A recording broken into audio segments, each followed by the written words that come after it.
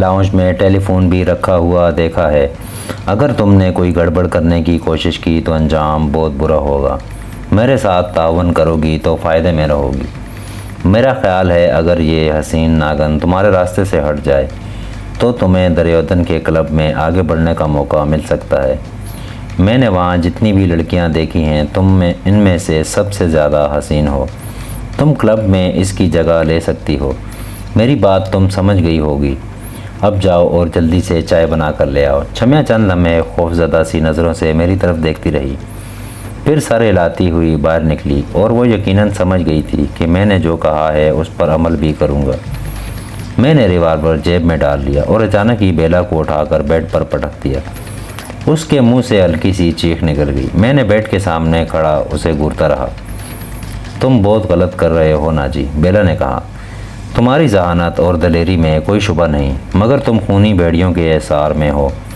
यहाँ से ज़िंदा नहीं निकल सकोगे। तुम्हारे पास कहने को सिर्फ यही अल्फाज रह गए हैं। मैंने जवाब दिया, इस बात को भूल जाओ कि अब तुम किसी तरह मुझ पर असरअंदाज हो सकोगी। अब तुम्हें मेरी नहीं अपनी फ़िक्र करनी चाहिए। इस भरम में मत रहना कि छमे जैसी तवाइफ़ों की पनाह में रहकर तुम अपने आप को बचाए रखोगे। वो लोग तो तुम्हें पाताल से भी ढूंढ निकालेंगे। अब तक तुम्हारी तलाश शुरू हो चुकी होगी और उन्हें यहाँ तक पहुँचने में ज़्यादा देर नहीं लगेगी। उनके फरिश्तों को भी मालूम नहीं होगा कि मैं तुम्हारे पीछे इस कॉटेज में गया था। वो तो यही समझेंगे कि शायद तुम ही किसी वजह से भागी हो। मैंने कहा, वो इतने बेवकूफ़ नहीं, बेला ने जवाब दिया। कमरे की हालत, फर्श पर पड़ी हुई मेरी साड़ी देखकर उन्हें किसी गड़बड़ का अंदाज़ा लगाने में दुश्वारी पेश नहीं आएगी। और फिर तुम ये भूल गए हो कि जब तुम मेरे कॉटेज में आए थे तो तुम्हारे पास एक थैला भी था जो इस कॉटेज में ही रह गया है। वो एक लम्हा को खामोश हुई, फिर बोली, अगर मेरा अंदाज़ा गलत नहीं तो मैं कह सकती हूँ कि तुमने मरीना क्लब से मेरा पीछा शुरू किया था और क्लब में भी वो थैला तुम्हारे कंधे पर रहा होगा। क्लब में आने वाले हर शख्स पर कड़ी निगाह रखी जाती है। अगर किसी ने नाजी की हैसियत से तुम्हें नहीं पहचाना तो वो थैला उन लोगों की नज़रों में ज़रूर आएगा और कॉटेज में वो थैला पाकर उन्हें 2 और 2 का हिसाब लगाने में ज़्यादा दुश्वारी पेश नहीं आएगी। बेला की बातें सुनकर मेरा दिमाग घूम गया। मेरा वो थैला वाकई बेला के कॉटेज में रह गया था, लेकिन फिर मैं अपने आप को तसल्ली देने लगा कि थैले में ऐसी कोई चीज़ नहीं जिससे मेरे बारे में कोई सुराग लगाया जा सकता है। और फिर ये ज़रूरी भी नहीं था कि इस थैले के बारे में यह तसव्वुर कर लिया जाता कि वो मेरी मलकियत है। उसमें शुबा नहीं कि क्लब में 2 आदमियों ने मुश्तबा निगाहों से मेरी तरफ देखा था, लेकिन मुझे पहचानता तो कोई नहीं था। पहचान लिया जाता तो वो लोग मुझे क्लब से निकलने का मौका न देते, लेकिन मुझे पहचानता तो कोई नहीं था। पहचान लिया जाता तो वो लोग मुझे क्लब से निकलने का मौका न देते। मैं किसी खुशफहमी में मुब्तला नहीं हूँ, मैंने बेला की तरफ देखते हुए कहा, लेकिन ये जानता हूँ कि तुम्हारा गुरु घंटाल मेरा कुछ नहीं बिगाड़ सकेगा। अलबत्ता मैं इसे घुटने टेकने पर ज़रूर मजबूर कर दूँगा। बेला के कहने से पहले छमिया कमरे में दाखिल हुई। उसने दोनों हाथों में ट्रे उठा रखी थी जिसमें 2 कप चाय के अलावा एक देसी वोडका की बोतल और एक गिलास भी रखा हुआ था। उसने ट्रे ड्रेसिंग टेबल पर रख दी और चाय का एक कप उठाकर मेरी तरफ बढ़ा दिया। मैं कुर्सी पर बैठ गया। छमिया ने बोतल खोलकर गिलास में शराब अंडेली गिलास बेला की तरफ बढ़ाया। मैं शराब नहीं पीती। बेला उठकर बैठ गई। उसने बेड की पोस्ट से टेक लगा ली थी। लेकिन आज तो तुम्हें पीनी पड़ेगी, मैंने कहा। मैं तुमसे कुछ बातें पूछना चाहता हूँ। आदमी सच उस वक्त बोलता है जब उसके दिल में कोई खोट ना हो या वो नशे में हो। खोट तो तुम्हारे अंदर कूट कूट कर भरा हुआ है। तुम सच्चाई को अपने करीब भी नहीं भटकने दोगी। अलबत्ता शराब के नशे में तुम वो सब कुछ उगल दोगी जो मैं पूछना चाहूँगा। मैंने कह दिया ना कि मैं शराब नहीं पीती, बेला ने जवाब दिया। मैंने छमिया को इशारा किया। उसने गिलास ट्रे के करीब रख दिया और चाय का दूसरा कप लेकर कुर्सी पर बैठ गई। छमिया ने मेरी हिदायत पर अमल किया था, जिसका मतलब था वो मेरे साथ तावन करने को तैयार थी। ये कमीनी, बेला ने छमिया की तरफ देखते हुए कहा, तुम समझते हो ये तुम्हें बचा लेगी। ये शायद अपनी बहन का अंजाम भूल गई है जिसकी लाश सड़क पर पड़ी हुई मिली थी। मैंने छमिया की तरफ देखा। उसके चेहरे के तासुरात एकदम बदल गए थे। आंखों में अचानक ही सुर्खी उभर आई थी। उसके जिस्म पर लर्जा तारी होने लगा। उसके हाथ भी हौले हौले कांपने लगे। चाय छलक कर उसके कपड़ों पर गिरी। मैं अंदाज़ा लगा सकता था कि वो अपना गुस्सा ज़ब्त करने की कोशिश कर रही है, लेकिन उसकी तो बर्दाश्त जवाब दे गई। वो उठकर खड़ी हुई। उसने चाय का कप बेला पर फेंक दिया। गरम गरम चाय बेला के चेहरे और सीने पर गिरी। वो चीख उठी। इससे पहले कि वो समझ सकती, छमिया ने पलंग पर चढ़कर उसे दबोच लिया। वो बेला के बाल मुट्ठियों में जकड़े ज़ोर ज़ोर से झटके देते हुए चीख रही थी। तुमने मुझे कमीनी कहा। कमीनी तो तू है। वो बेला के सीने पर सवार हो गई। पहले तो मुझे शुबा था मेरी बहन को नागराज ने कत्ल कर दिया है। मैं तो इतने दिनों से अपनी बहन के हथियारों की तलाश में थी, और आज तुमने बक ही दिया। मैं तुम्हें ज़िंदा नहीं छोड़ूंगी। बताओ किसने मेरी बहन की हत्या की। ये मेरे लिए एक नया इंकिशाफ था। अब ये बात भी मेरी समझ में आ गई थी कि छमिया ने क्लब में इन लोगों के ख़िलाफ़ इतनी शदीद नफ़रत का इजहार क्यों किया था। इस वक्त सूरत हाल बड़ी नाजुक थी। जब मैं छोटा था तो गांव में औरतों को आपस में लड़ते हुए देखा करता था। दो औरतों की लड़ाई में बड़ी दिलचस्पी की बात यह होती है कि उनके बारे में बड़े बड़े सनसनीखेज़ इंकशाफात होते हैं, लेकिन यहाँ मेरे लिए सनसनीखेज़ इंकशाफ ये था कि छमिया की छोटी बहन नागराज के आदमियों के हाथों मारी गई थी, और जाहिर है वो इंतकाम की आग में जल रही होगी। और इस वक्त उस पर जुनून सा तारी हो गया था। उसने बेला पर अचानक ही हमला किया था। बेला अपना दिफा नहीं कर सकी थी। छमिया उसके सीने पर सवार थी और दोनों हाथों से उसका गला दबोच रखा था। बेला की आंखें हलकों से उबली पड़ रही थी। मैं भी छलांग लगाकर बेड पर पहुंच गया और बेला को छमिया की गिरफ्त से छुड़ाने की कोशिश करने लगा। छमिया की गिरफ्त खासी मजबूत थी और मैं बड़ी मुश्किल से बेला को उससे निजात दिलाने में कामयाब हो सका था। गुलू खलासी होते ही बेला ने दरवाजे की तरफ छलांग लगा दी, लेकिन मैंने लपक कर उसे पकड़ लिया। छमिया फिर उस पर हमला करने की कोशिश की, लेकिन मैंने उसे धक्का देकर बेड पर गिरा दिया। छमिया होश में आओ, पागल हो गई हो तुम। अगर तुमने इसे मार दिया तो बहन के कातलों तक कैसे पहुंच सकोगी। बात छमिया की समझ में आ गई। वो बेड से उतर गई और उसका पूरा वजूद गुस्से से कांप रहा था। मैंने उसे एक हाथ से पकड़कर कुर्सी पर बिठा दिया और बेला को बेड पर गिरा दिया। बेला के चेहरे पर हवाइयाँ सी उड़ रही थी। उसकी आंखों में वहशत सी भर गई थी। मेरे बारे में तो शायद वो यही समझती कि उसे कोई ज़्यादा नुकसान नहीं पहुंचाऊंगा, लेकिन अब छमिया की बहन के कत्ल का मामला बीच में आ गया था।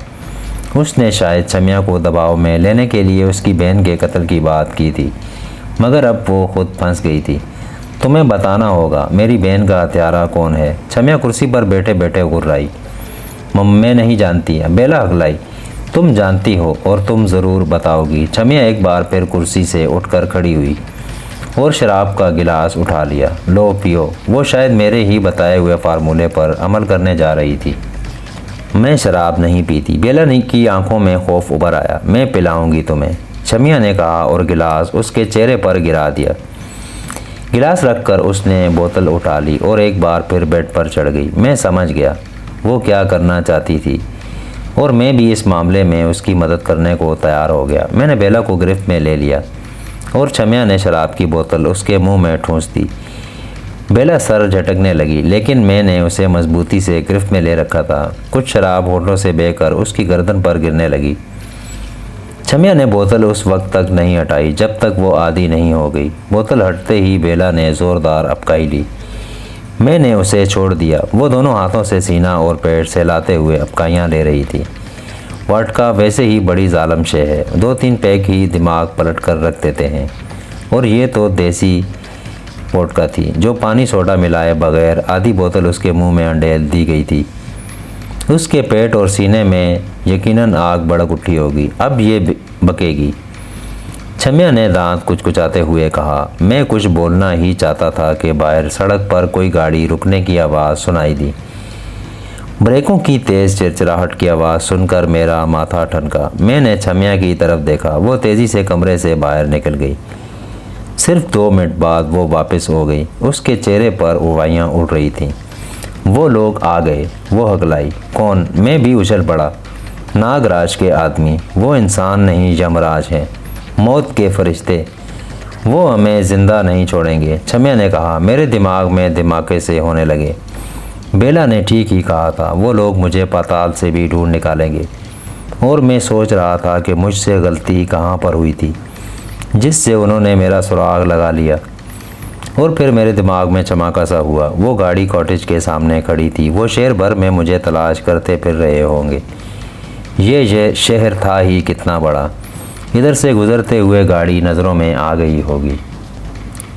मैंने बेला की तरफ देखा, वो भी सीधी होकर बैठ गई थी। शराब अभी सिर्फ सीने और पेट में आग लगाए हुए थी, दिमाग पर असरअंदाज होना शुरू नहीं हुई थी। मैंने कहा था ना कि वो तुम्हें पाताल से भी ढूंढ निकालेंगे। अब यहाँ तुम दोनों की लाशें गिरेंगी। उसने हाथ से सीना सहलाते हुए कहा। उसके होंठों पर मुस्कुराहट आ गई थी। उसने शायद चीखने के लिए मुंह खोला था, लेकिन मैंने जल्दी से आगे बढ़कर उसका मुंह दबा लिया और दूसरे हाथ से उसकी गर्दन पर कान के नीचे एक नस सहलाने लगा। बेला चंद सेकंड में झूल गई। मैंने उसे बिस्तर पर डाल दिया और छमिया को इशारा किया। मैंने जेब से रिवाल्वर निकाल लिया। छमिया दूसरे कमरे से अपना शोल्डर बैग उठा लाई और साथ आने का इशारा किया। लाउंज में पहुंचकर पहले वो सीढ़ियों की तरफ बढ़ी, लेकिन फिर अकबी दरवाजे की तरफ मुड़ गई। इस वक्त बाहर से धप धप की आवाज़ें भी सुनाई दे रही थीं। 2-3 आदमी पुख्ता सहन में कूदे। छमिया का चेहरा खौफ से धुआं हो रहा था। उसने बड़ी आहिस्तगी से पिछली तरफ का दरवाज़ा खोल दिया और जैसे ही बाहर निकले उसने दरवाज़ा बंद करके बाहर से कुंडा लगा दिया था। ये गली ज़्यादा कुशादा नहीं थी। दोनों तरफ के मकानों की पुश्त इस तरफ थी, इसलिए यहाँ रोशनी का माकूल इंतज़ाम भी न था और न ही किसी किस्म की आमदोरफ्त थी। वैसे भी आधी रात हो चुकी थी, मौसम भी खुनक था, लोग अपने अपने घरों में थे। इस तरफ छमिया ने कहा और एक तरफ दौड़ने लगी। वो नंगे पैर थी और मेरे पैरों में जॉगर्स थे, इसलिए कदमों की आवाज़ भी ना होने के बराबर थी। दफ़तन फ़िज़ा में फायर की आवाज़ गूंज उठी। मैंने पीछे मुड़कर देखा, हमारे ताक़ुब में कोई नहीं। फायर की आवाज़ छमिया के कॉटेज की तरफ से आई थी और मेरा ख्याल था उन्होंने कॉटेज का दरवाज़ा खोलने के लिए लॉक पर फायर किया था। हम दौड़ते हुए एक और गली में मुड़ गए। मैं जानता था वो कॉटेज में बेला को बेहोश पड़ा देखकर और किसी और को वहाँ ना पाकर फ़ौरन ही हमारी तलाश शुरू कर देंगे। छमिया एक और तंग सी गली में घुस गई। ये गली ज़्यादा तवील नहीं थी। इसके इख्तिताम पर कुछ जगह इससे आगे इक्का दुक्का बंगले थे। इस तरफ ज़रा आगे मेरी एक दोस्त रहती है, उसके यहाँ हमें पनाह मिल सकती है। छमिया ने जवाब दिया। 1 मिनट छमिया, मैं रुक गया। बेला तुम्हें जानती है, बल्कि इसी ग्रोह के बहुत से लोग तुम्हें जानते हैं। वो तुम्हारी दोस्तों को भी जानते होंगे। अगर तुम किसी भी दोस्त के यहाँ जाओगी तो पकड़ी जाओगी। तो फिर छमिया ने पूछा। उसका सांस धोखनी की तरह चल रहा था। शांता क्लिनिक किस तरफ है? मैंने जवाब दिया। तुम्हारे कॉटेज की तरफ आते हुए मैंने किसी बंगले पर बोर्ड देखा था, लेकिन अब रास्ता मेरी समझ में नहीं आ रहा।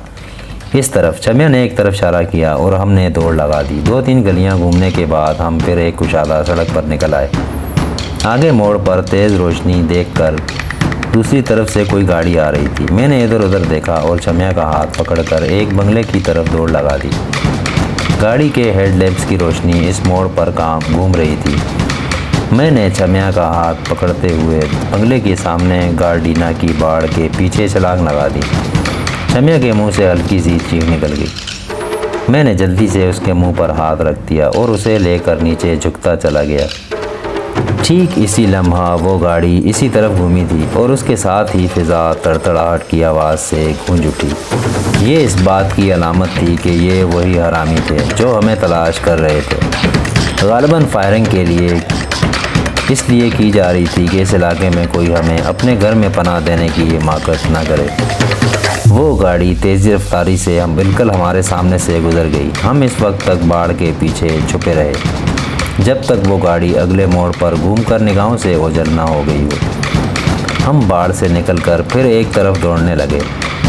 सड़क सुनसान थी। जब सूरत हाल ऐसी हो तो कौन अपने घर से निकलने की हिमाकत कर सकता है। अगले मोड़ पर हम एक तरफ घूम गए जिस तरफ से वो गाड़ी आई थी। वो बंगला अगली गली के मोड़ पर है जहाँ शांता क्लिनिक है, छमिया ने एक तरफ इशारा करते हुए बताया। हम तेज़ तेज़ इस तरफ चलने लगे और आखिरकार मज़ीद किसी रुकावट के इस बंगले के सामने पहुंच गए।